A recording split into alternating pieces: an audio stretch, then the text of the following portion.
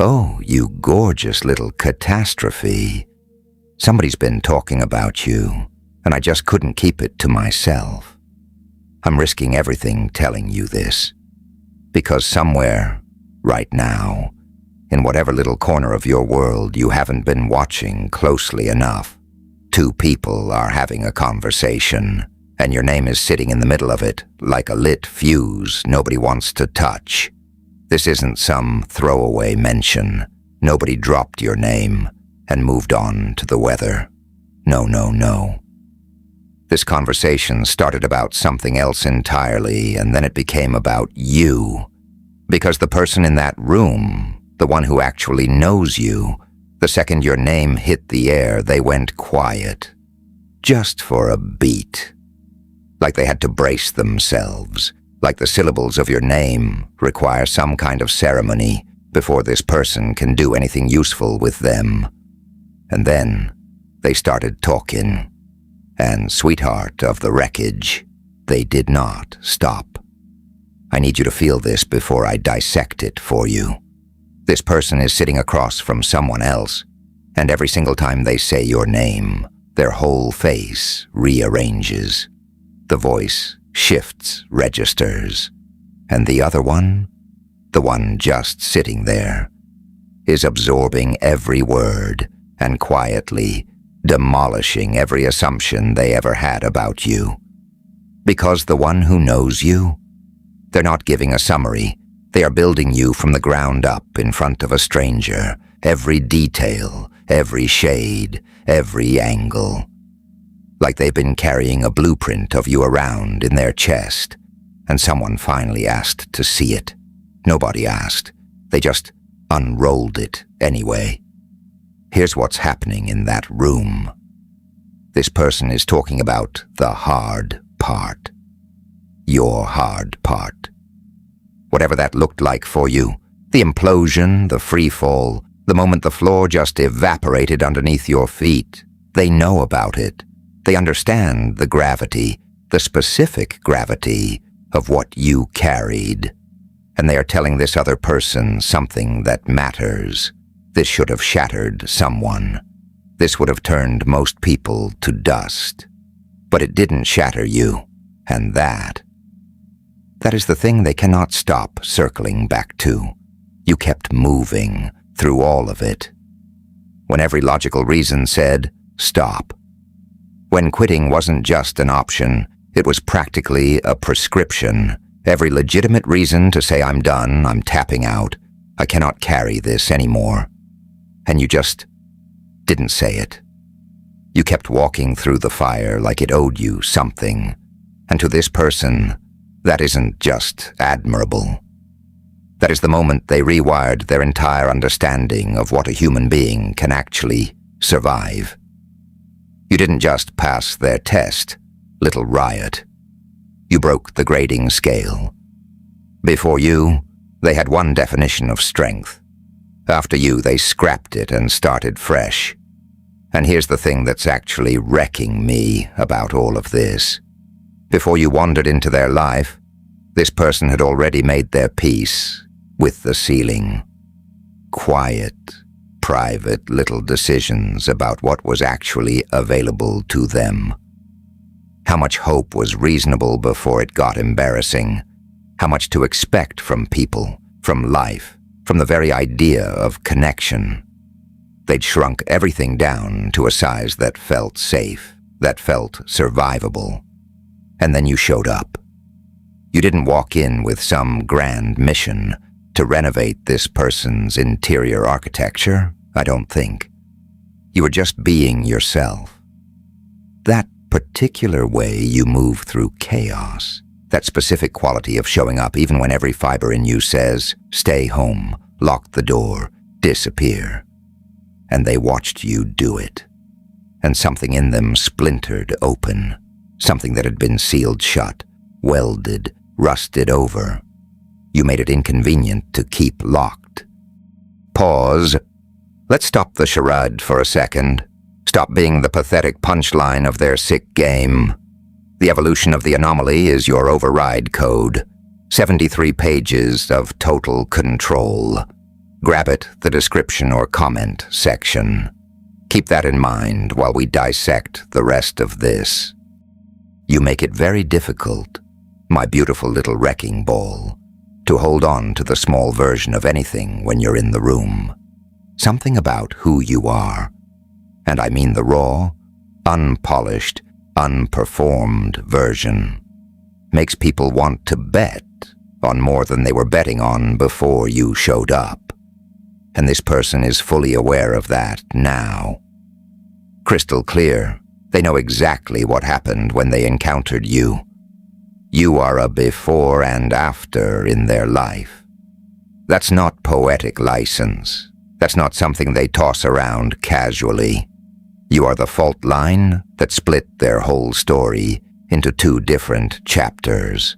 So they're sitting in that room, giving this other person the full before and after tour. Every single detail. And the other person is sitting there going, oh, okay, yeah, I see it now.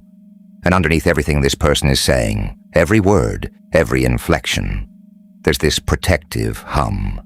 This low, constant frequency they know about the unfair part, the specific people, the specific situations that were aimed at you with intention, the one who saw you stumbling and thought, oh good, an opening, who looked at your instability and treated it like a business opportunity, who had a very particular investment in making you quieter, more containable, less than what you actually are.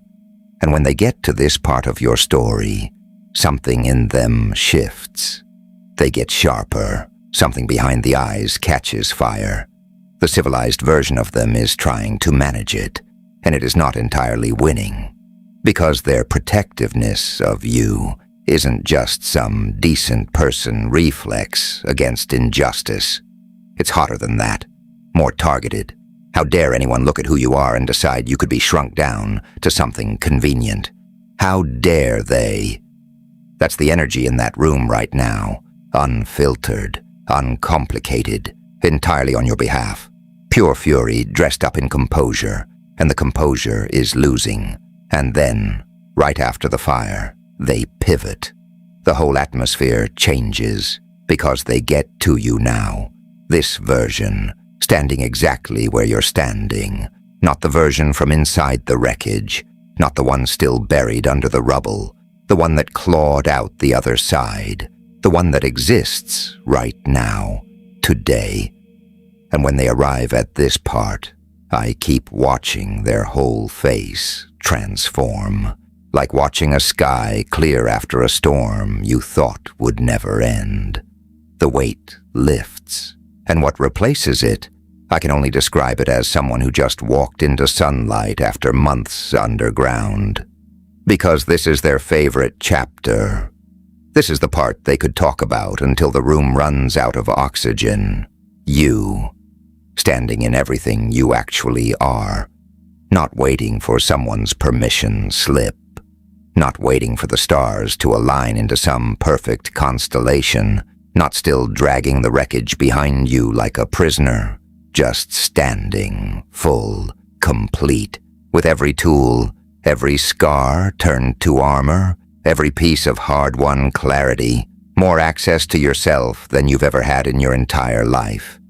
And this person is in that room trying to articulate that to someone who maybe doesn't see you every day. And they keep saying things like, "No, you don't understand. The person I'm describing didn't just recover from what happened to them. They are standing in more power than they have ever had. You have to understand. This person is something to witness right now." And they mean every single word, every syllable is loaded. But here's what I really need you to clock, you stunning little storm system. This person is not being subtle about you. Not even a fraction of a percentage subtle. And I don't mean that with any cruelty. I mean it with warmth. They are so obviously, so visibly, so helplessly pulled toward you.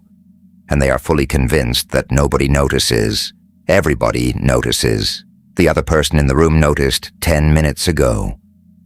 I noticed, and I'm not even in the building. And every so often something slips. Something a little too specific, a little too familiar, a little too warm for what was supposed to be a chill, neutral description of someone they know. And when it slips out, they catch it. Pull back, reassemble the composed version, but the other person caught it, and they are saying absolutely nothing about it, just sitting there, registering. Oh, okay, yeah. It's like that. It's exactly like that. Understand this data point clearly. Poverty is not a financial state. It is an engineered tracking device. When your resources are dry, your coordinates are completely predictable to the matrix. You are forced to show up at their corporate offices, answer their tracking calls, and trade your sacred life energy just to settle a baseline survival invoice. They don't just want your light. They want you too exhausted to build your exit. Stacking capital in the dark register is the only way to delete your coordinates from their tracking grid. True spiritual protection requires an unbribable bank account, but we will address the protocols of the digital shadow next month. For today, focus on your internal frame. This person wants to have a real conversation with you, directly, not through intermediaries, not echoing around the background of someone else's room. Your face, their face. Some version of everything they keep spilling in that room. They want to deliver it straight to you. They haven't yet. And here's where I genuinely have to fight the urge to cackle, because they are rehearsing right now. Maybe even mid-sentence in this conversation about you, somewhere in the back of their mind, they're running different drafts of how to reach out. Trying opening lines on for size, agonizing over word choice, thinking about how to come across as sharp enough, substantial enough, worthy of your attention, like someone you'd take seriously, like someone who deserves to register as significant in your eyes. And the thing is, people don't rehearse conversations with people who don't matter. People don't lose sleep-editing sentences for someone they could take or leave. The sheer volume of nervous energy being poured into this opening line is directly proportional to how much you matter.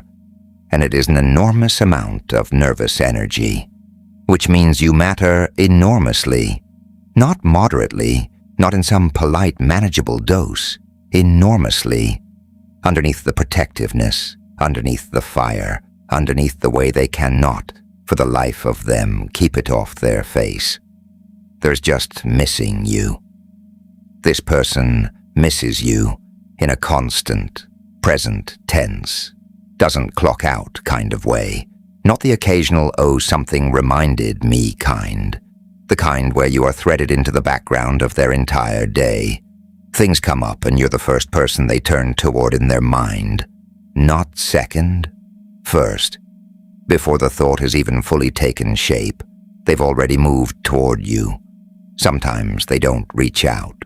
Circumstances, distance, timing. That specific situation, whatever it is for you watching this. But the turning toward you happens anyway. Every time, without permission, without decision. It just happens. And here is the specific thing I need you to hear. You magnificent, unfinished symphony. They are not missing a version of you that expired. They're not nostalgic for who you were before. They are missing exactly who you are right now. This version, today. After everything, the one who came through the fire and is standing on the other side with smoke still in their hair. That's the one they miss. That's the one the compass keeps pointing toward. You probably don't walk around feeling like this on the regular days. You're just living, handling whatever's in front of you, moving through things the way you move through things. You don't walk around thinking, someone somewhere considers me their favorite conversation. Someone cracked their whole internal world open because of me. But you are that. You are exactly that. That's what your name is doing in that room right now. And I need you to take that seriously. Not for their sake, for yours. Because you spent real time, real, actual, unreturnable time, in situations and conversations that worked very, very hard to tell you the opposite. That had a specific investment in making you feel smaller, like someone who should accept whatever scraps were being offered because you didn't deserve a seat at the table. And you walked all the way through that. You're not going to come all the way through the fire and then keep wearing the costume those situations were trying to stitch you into. That's not how this works. Not anymore. You are the name that makes someone pause. You are the person someone is in a room right now trying to explain and running out of vocabulary for, because you don't fit neatly inside the ordinary language. You are the one they cannot say plainly, cannot reduce, cannot make casual, cannot keep off their face no matter how hard they clench their jaw. And here's where I have to be straight with you. You've been waiting for permission. You've been holding your breath for someone to finally say out loud what you already know in your bones. But that ache, that deep, constant ache of waiting to be chosen, it's transforming right now.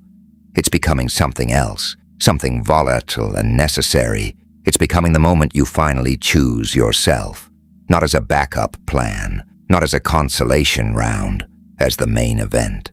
As the person who matters most, you matter most. Because a real, unmasked conversation is the deepest form of intimacy there is. Not grand gestures launched from a safe distance, not silent admiration performed through a window. A nervous, honest, direct conversation, face to face. Someone showing up exactly as they are, without the performance and saying what they actually mean. That is what you are waking up to. That is what you are beginning to demand from the world and from yourself. And if this person in that room right now, the one rehearsing their opening line, if they can't find the nerve to actually have that conversation, that becomes data. That becomes clarity. That becomes the moment you realize you've been standing at a door, waiting for someone brave enough to walk through it and meet you where you already are. Maybe they'll find that nerve. Maybe they'll reach out. Maybe that conversation finally happens. But whether it does or doesn't, one thing stays true. You survived something that would have broken most people into pieces too small to find. And that survival wasn't a sentence. That wasn't some cosmic punishment. That was a forge. That was the universe saying, I'm going to show you what you're actually made of. And you're not going to like the process, but you are going to love what comes out the other side. That dark night of the soul wasn't a penalty. It was a proving ground. And you are still standing. You came through the other side whole. More yourself than you have ever been, standing in more power than you have ever held. That's not something to whisper about in the back of a room. That is something to claim. Out loud, with your whole chest. That's your truth. And here's what I need you to understand about all of it. The feeling alone isn't enough. That's the hard part, isn't it? The recognition is real. What they feel when they think about you, that's real. But without action, without someone brave enough to close the distance and say the thing and show up in the actual, physical, messy, terrifying, real world, it stays potential. It stays something beautiful humming behind glass you can't touch, and you're done with beautiful behind glass. You're done carrying the weight by yourself. You have become something extraordinary, and you know it now. Maybe you didn't before. Maybe there was a time you would have argued with that sentence. But something shifted. You feel it in your bones. You know you're the main character of your own story now. Not the supporting cast. Not the person waiting in the wings for someone to call your name. The main character. The one the whole thing revolves around. And if someone wants to be part of that story, they walk through that door as themselves. Nervous, honest, real, not rehearsed, not managed, real. So take this with you. Someone in a room right now is telling another person that you are something to see. They are trying to explain what you mean to them, and the words keep falling short because you don't fit inside the normal vocabulary for these things. They are missing you. They are turning toward you before the thought is even finished. They are lying awake, nervous about how to reach you, and whether they find that nerve or not, whether that conversation happens or doesn't. You need to know this. You changed someone's understanding of what's possible just by being who you are. That's not small, that's not casual, that echoes. But the conversation you have with yourself right now, that matters more. The one where you finally say, I am enough. I am worthy of being chosen. I am worthy of real effort, real action, real showing up. I'm not waiting anymore. I'm walking forward into my own story, that conversation. You get to have that one right now. And nobody needs to be in the room for you to say it. You just have to mean it. That's all. Love you. Be safe.